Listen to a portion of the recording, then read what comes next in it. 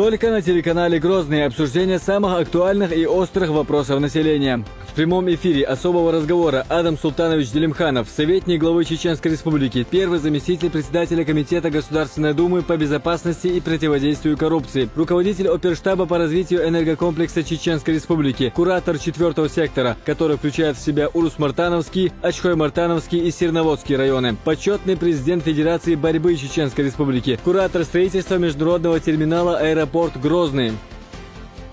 Вопрос Адаму Султановичу. Как мы уже знаем, во всех муниципалитетах идут большие изменения, идут преобразования. Есть ли по поводу Серноводского района большие изменения или планы? Хочу спросить, возможно ли возобновить прямые авиарейсы Новый Уренгой-Грозный? В городе Ставрополе проживает несколько десятков тысяч мусульман. В пятницу мы не помещаемся, большое количество людей вынуждены совершать намаз на улице и во время снега, и во время дождя.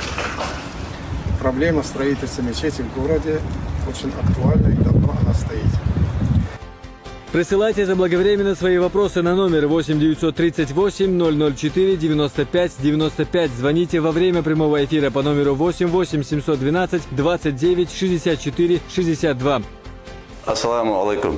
Я Делимханов Адам Султанович, депутат Государственной Думы Российской Федерации. В прямом эфире ЧГТРК «Грозный» приму участие в программе «Особый разговор» и отвечу на все ваши вопросы. Ахмад, сила, Аллаху Акбар. Используйте уникальную возможность задать вопрос в прямом эфире телеканала «Грозный» уже в этот четверг в 18:00. Не забудь подписаться на наш канал ЧП Чечня. Будь в курсе новых новостей. Также в Телеграме все самое интересное и актуальное. Ссылка в Телеграм-группу у нас в описании канала.